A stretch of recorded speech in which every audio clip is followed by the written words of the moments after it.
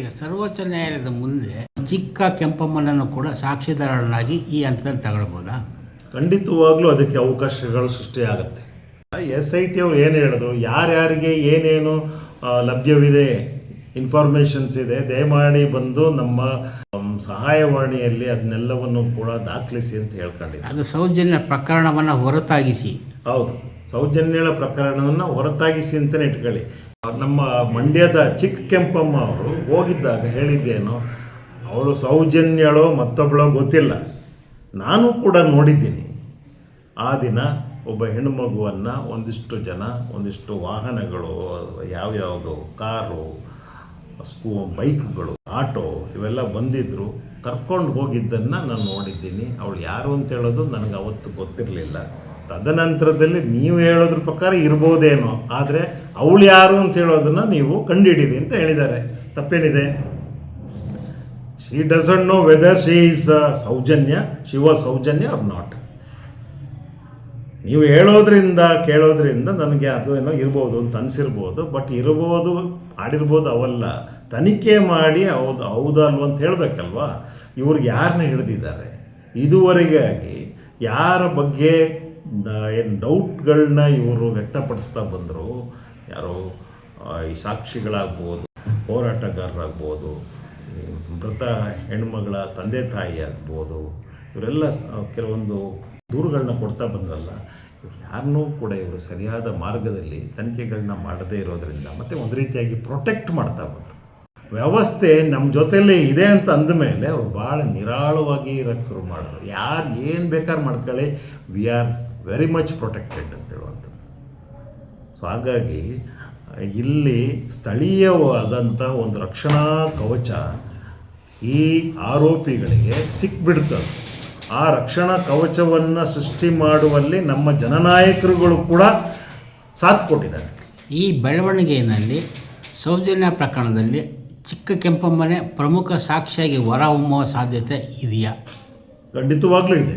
ಯಾಕೆ ಅಂತಂದರೆ ಸುಪ್ರೀಂ ಕೋರ್ಟ್ನಲ್ಲಿ ಈ ವಿಚಾರಗಳು ಚರ್ಚೆಯಾದಾಗ ಅಥವಾ ಇದನ್ನು ಬಹಳ ಸಮರ್ಥವಾಗಿ ನಮ್ಮ ವಕೀಲರು ಅಲ್ಲಿ ಪ್ರೆಸೆಂಟ್ ಮಾಡಿದ್ರೆ ಚಿಕ್ಕ ಕೆಂಪಮ್ಮ ಖಂಡಿತವಾಗಲೂ ಒಂದು ಪ್ರಮುಖ ಸಾಕ್ಷಿಯಾಗಿ ಪರಿವರ್ತನೆ ಆಗ್ತಾರೆ. ಅವ್ರನ್ನ ಕನ್ಸಿಡರ್ ಮಾಡ್ತಾರೆ.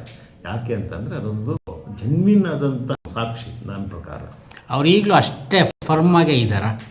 100ಕ್ಕೆ 100ರಷ್ಟು ಅವರು ಎಲ್ಲಿವರೆಗೆ ಇದ್ದಾರೆ ಅಂತಂದರೆ ಅವರ ಕಿಚ್ಚು ನೋಡಿದ್ರೆ ನಮಗೆ ಬೆರಗಾಗುತ್ತೆ. ಅವ್ರು ಯಾರನ್ನೂ ಬಿಡೋರಲ್ಲ. ಈಗ ಅವ್ರು ಕೆಲವ್ರನ್ನೆಲ್ಲರನ್ನೂ ಕೂಡ ಕೇಸ್ ಹಾಕ್ತಾ ಇದ್ದಾರೆ.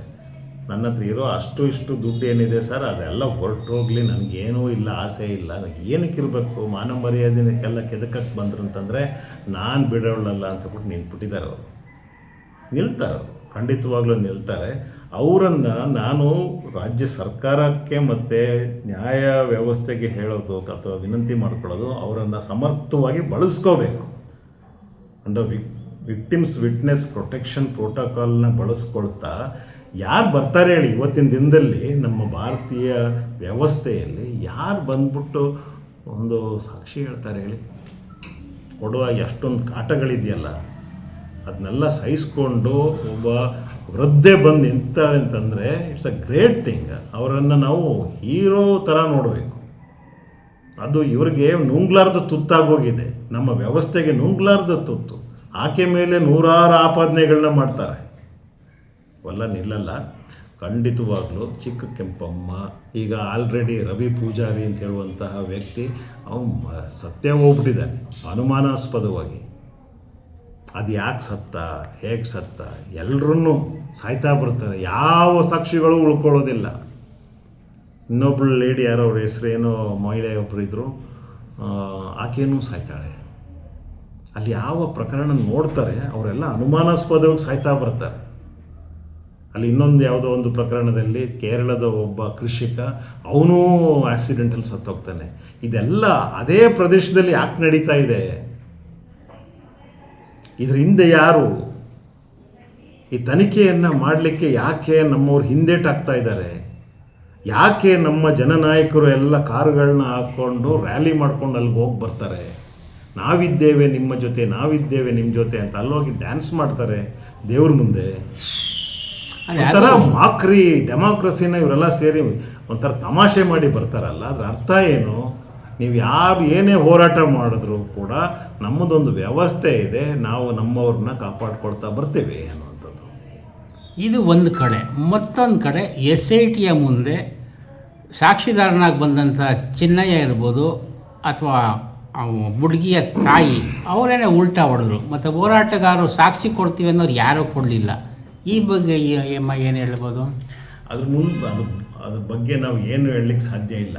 ಯಾಕೆಂದರೆ ನಾನು ಇಷ್ಟೊತ್ತು ಹೇಳಿದ್ದು ಇದೇ ವಿಚಾರ. ನಮ್ಮ ವ್ಯವಸ್ಥೆ ಏನಿದೆ ಒಬ್ಬ ವ್ಯಕ್ತಿಯನ್ನು ಭ್ರಷ್ಟ ಮಾಡಲಿಕ್ಕೆ ನೋಡುತ್ತೆ. ಚಿನ್ನಯ್ಯ ಬಂದಾಗ ಸರಿಯಾಗಿ ಹೇಳಿ, ಚಿನ್ನಯ್ಯನ ಮೊದಲ ಸ್ಟೇಟ್ಮೆಂಟ್ ಏನಿದೆ ಅದು ಸ್ಪಷ್ಟವಾಗಿದೆ. ಅವನು ಏನು ಹೇಳಿದ್ದಾನೆ ಅವೆಲ್ಲವನ್ನು ಸ್ಪಷ್ಟವಾಗಿಯೇ ಹೇಳಿದ್ದ. ತದನಂತರದಲ್ಲಿ ಯಾವಾಗ SIT ಅವರು ಇನ್ವಾಲ್ವ್ ಆದರೂ ಅಲ್ಲಿಗೆ ಹೋದ್ಮೇಲೆ ಅವನ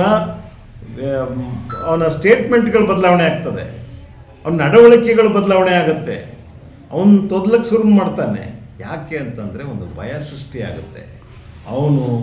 ಅವನ ಹೆಂಡ್ತಿನೂ ಕರ್ಕೊಂಬರ್ತಾರೆ, ಅವನ ಹೆಂಡ್ತಿನೂ ಮುಂಚೂಣಿಯಲ್ಲಿ ನಿಂತ್ಕೊಂಡು ಏನೇನೋ ಹೇಳಕ್ಕೆ ಶುರು ಮಾಡ್ತಾರೆ. ಇದು ಅರ್ಥವಾಗದಂಥ ಸ್ಥಿತಿಯಲ್ಲಿ ಯಾವ ನಾಗರಿಕರು ಕೂಡ ಇಲ್ಲಿಲ್ಲ. ಅನನ್ಯ ಭಟ್ಟನ್ನ ಕರ್ಕೊಂಬರ್ತಾರೆ. ಅವ್ರನ್ನ ಏನು ಮಾನಸಿಕ ಸ್ಥಿತಿ ಮಿತಿ. ಈಗ ಆಕೆಯನ್ನು ಪ್ರಮೋಟ್ ಮಾಡ್ದಂಗೆ ನಮ್ಮ ಇವ್ರನ್ನ ಮಾಡಿದ್ರ, ಯಾರನ್ನ, ಚಿಕ್ಕ ಕೆಂಪಮ್ಮನ ಜೊತೆ ಆಟ ಆಡೋಕ್ಕಾಯ್ತಾ ಇವ್ರ ಕೈಲಿ? ಇವೆಲ್ಲ ಒಂದು ಸಿಸ್ಟಮ್ಯಾಟಿಕ್ ಆಗಿ ಇವರು ಕೆಲವೊಂದು ಕೆಲಸಗಳನ್ನ ಮಾಡಿದ್ದಾರೆ. ಯಾಕಂದರೆ ನಾವು ನಿದ್ರಿಸ್ಬೋದು, ಹೋರಾಟಗಾರರು ನಿದ್ರಿಸ್ಬೋದು. ಈ ಕೃತ್ಯಗಳನ್ನ ನಡೆಸಿದಂಥವರು ಅವರು ನಿದ್ರೆ ಕಳ್ಕೊಂಡಾಗಲೇ 13 ವರ್ಷ ಆಗಿದೆ. ಅವರು ಏನಾದರೂ ಮಾಡ್ತಾನೇ ಇರಬೇಕು, ಶತಾಯ ಅವರು ಮಾಡ್ತಾನೇ ಇರಬೇಕು ಕೆಲಸಗಳು. ಮಾನಸಿಕ ಸ್ಥಿಮಿತವನ್ನು ಕೆಲವರು ಕಳ್ಕೊಂಡಿದ್ದಾರೆ. ಅಷ್ಟು ಸುಲಭ ಅಲ್ಲ ಮರ್ಡರ್ ಮಾಡಿ, ರೇಪ್ ಮಾಡಿ ಜೀವನ ನಡೆಸೋದಿದೆಯಲ್ಲ. ಮತ್ತು ಈ ಎಲ್ಲ ಹೋರಾಟಗಳ ನಡುವೆ ಆರೋಗ್ಯಕರವಾಗಿ ಬದುಕೋ ಸುಲಭ ಇಲ್ಲ. ಅದನ್ನೇ ಹೇಳ್ತಾರೆ, ಅದನ್ನು ಇಂಡೈರೆಕ್ಟಾಗಿ ಹೇಳೋದು ಕರ್ಮ ರಿಟರ್ನ್ಸ್. ಅಂದರೆ ಇನ್ನೇನು, ವೆನ್ ಯು ಲೂಸ್ ಒಂದು hold on your mind and body. ಒಂದು ಕೃತ್ಯ ನಡೆಸಿದ ಮೇಲೆ ನಿಮ್ಮ ಮಾನಸಿಕ ಸ್ಥಿತಿಯ ಮೇಲೆ, ನಿಮ್ಮ ಒಳಗಿನ ಅಂತಃಶಕ್ತಿಯ ಮೇಲೆ, ನಿಮ್ಮ ದೇಹದ ಮೇಲೆ ನಿಮ್ಮ ಹತೋಟಿಯನ್ನು ನೀವು ಕಳ್ಕೊಳ್ತಾ ಬಂದರೆ ಭಯ ತಾನಾಗಿ ಸೃಷ್ಟಿಯಾಗತ್ತೆ, ಒಂದು ಫೋಬಿಯಾ ಸೃಷ್ಟಿಯಾಗತ್ತೆ. ಏನಾಗುತ್ತೋ, ಎಲ್ಲೋಗಿ ನಿಲ್ತೀನೋ, ಇವೆಲ್ಲವೂ ಬರ್ತವೆ. ಇದಕ್ಕೆ ನಾವು ಕರ್ಮ ಅನ್ನೋದು. ನೀವು ಒಳ್ಳೇದು ಮಾಡ್ತಾ ಬಂದರೆ ನಿಮ್ಗೆ ಧೈರ್ಯ ಇರುತ್ತೆ, ಪ್ರಾಮಾಣಿಕವಾಗಿದ್ದರೆ ಭೀತಿ ಇರಲ್ಲ, ಸ್ಪಷ್ಟತೆ ಇರುತ್ತೆ. ಆಮೇಲೆ ನಿಮಗೆ ಯಾವುದೇ ರೀತಿಯಾದಂತಹ ಹಿತಾಸಕ್ತಿಗಳಿಲ್ದಿದ್ರೆ ಸಂತೋಷವಾಗಿ ತಗೋತೀರ. ಅಯ್ಯೋ ಇದು ನಡೀಲಿ ಅಷ್ಟೇ, ಅದನ್ನು ಅದು ಗೆದ್ದರೂ ಸೋತ್ರೂ ನಮ್ಗೆ ಚಿಂತೆ ಬರೋದಿಲ್ಲ. ನಾನು ಮಾಡಬೇಕಾದ ಕೆಲಸಗಳನ್ನೆಲ್ಲ ನಾನು ಮಾಡಿದ್ದೀನಿ. ಇದೆಲ್ಲ ತುಂಬ ಕಾನೂನಿನಿಂದ ಹೊರತಾದ ವಿಚಾರಗಳಾದರೂ ಕೂಡ ಕಾನೂನಿನ ಕೆಳಗಡೆ ಕೆಲಸ ಮಾಡುವಾಗ ಇವು ಬಹಳ ಮುಖ್ಯ ಆಗುತ್ತೆ. ಇಲ್ಲಿ ಪ್ರತಿಯೊಂದು ಕ್ರೈಮ್ಗಳ ಹಿಂದೆ ಒಂದು ಹಿತಾಸಕ್ತಿನ ನೋಡ್ತೀವಿ. ಇದು ಸುಮ್ಮನೆ ಯಾವುದೋ ರೇಪ್ ಆದಂಥದ್ದಲ್ಲ, ಯಾವುದೋ ಕೊಲೆಗಳು ಘಟಿಸ್ತಾ ಇಲ್ಲ. ಇದ್ರ ಹಿಂದೆ ಕೆಲವು ಹಿತಾಸಕ್ತಿಗಳಿದ್ದಾವೆ, ಹತೋಟಿ ಸಾಧಿಸುವಂತಹ ಶಕ್ತಿಗಳಿದ್ದಾವೆ, ಭಯ ಹುಟ್ಟಿಸುವಂತಹ ವ್ಯಕ್ತಿಗಳಿದ್ದಾರೆ. ಇದನ್ನು ಮೀರಿ ನೀವು ಹೋಗಬಾರ್ದು ಅಂತ ಹೇಳುವ ಒಂದು ತಾಕೀತು ಇದೆ ಇಲ್ಲಿ. ಇವೆಲ್ಲ ಸುಮಾರು ಒಂದು 45-50 ವರ್ಷಗಳ ಇತಿಹಾಸ ಇದೆ ಈ ಕರಾಳ ಕೃತ್ಯಗಳ ಹಿಂದೆ. ಇದನ್ನು ಸಂಪೂರ್ಣವಾಗಿ ತನಿಖೆ ಮಾಡುವಂತಹ ಒಂದು ವ್ಯವಸ್ಥೆ ಸುಪ್ರೀಂ ಕೋರ್ಟ್ನಿಂದ ಬಂದರೆ ಭಾಳ ಒಳ್ಳೆಯದು.